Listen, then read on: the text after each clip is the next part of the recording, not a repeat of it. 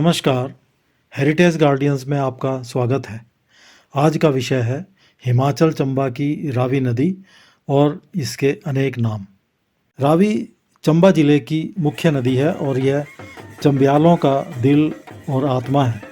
अपनी सहायक नदियों के साथ यह धौलाधार और पांगी श्रृंखला के बीच चंबा घाटी के बहुत बड़े क्षेत्र को सींचती हुई आगे निकल जाती है। यह नदी धौलाधार के बड़ा बंगाल क्षेत्र से निकलती है। इसकी मुख्य सहायक नदियाँ बुढ़िल, तुंधा, बेलजेड़ी, साल या साहू, सियूल और सियोआ है। पुराणों में रावी के बारे में बहुत कुछ नहीं बताया गया है सिवाय मत्स्य पुराण के। संभवतः इसलिए भी कि पंजाब की 5 नदियों में से ये सबसे छोटी नदी है जिसका उद्गम ग्लेशियर क्षेत्र से होता है।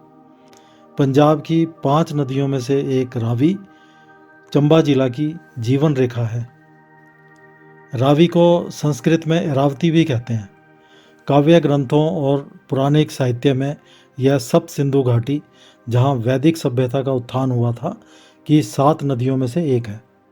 मत्स्य पुराण अध्याय 118 श्लोक 2, अध्याय 117 श्लोक 1, अध्याय 116 श्लोक 5 के अंतर्गत एरावती को सभी नदियों में सर्वाधिक अद्वितीय और पुण्यमयी माना गया है। एरावती नदी हिमालय के हिमवंत या हिमवान से निकलती है। वह हिमवंत पर्वत की श्रेष्ठ पुत्री है। पुराणों में इस श्रेष्ठ हिमवंत पर्वत का केंद्र मणिमहेश पर्वत को ही माना गया है। पुराणों के और वाल्मीकि रामायण के अध्ययन से पता चलता है कि रावी नदी का इंद्र से गहरा नाता रहा है। इसी एरावती नदी के आसपास इंद्र को एरावत हाथी प्राप्त होते थे, इसलिए एरावत हाथी को एरावती नदी का पुत्र कहा गया है।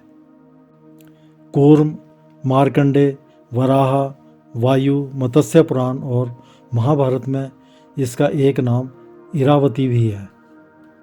इरावती का अर्थ है जल से परिपूर्ण। प्राचीन संस्कृत ग्रंथों और वेदों में इस नदी को इरावती के नाम से जाना जाता था। 330 से 300 वर्ष ईसा पूर्व के बीच प्राचीन ग्रीक भूगोल शास्त्री और सम्राट अलेक्जेंडर के इतिहासकारों ने इसे हाइड्राओटिस लिखा। वे इसे हियारोटिस और अरुआडिस नाम से भी जानते थे।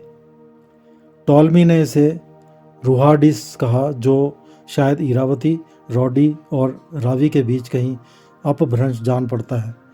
बिरूनी ने इस नदी को इराव कहा, परंतु भारतीय नदियों की दी गई लिस्ट में उसने इसे इरावती ही लिखा है।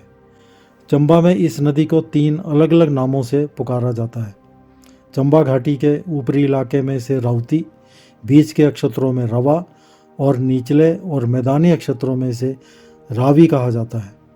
इन नामों से पता चलता है कि कैसे स्थानीय भाषा और बोली के कारण इस नदी का नाम समयानुसार रूपांतरित होता रहा। चंबा राज परिवार वंशावली में इस नदी को इरावती के नाम से ही पुकारा गया है। चंबा से प्राप्त कुछ कॉपर प्लेट्स में इसे रेवा या रैवा भी लिखा गया है। मत्स्य पुराण के अध्याय 116 श्लोक 1 में इस नदी को हेमवती या हेमवती के नाम से भी पुकारा गया है। अमरकोश के कांड 1 अध्याय 1 श्लोक 36 में हेमवती हिमवान की पुत्री पार्वती का भी एक नाम है।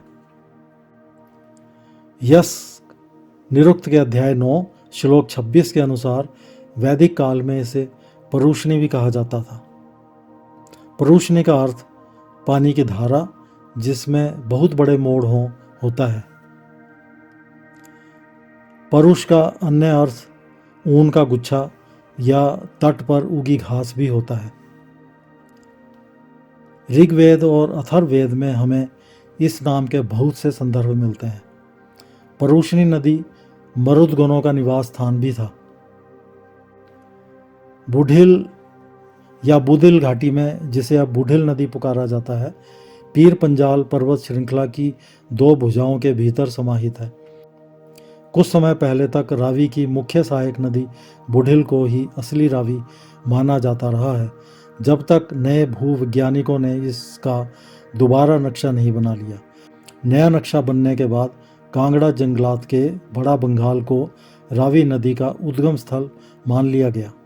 स्थानीय लोग अभी भी मणि महेश झील को ही रावी का उद्गम स्थल मानते हैं।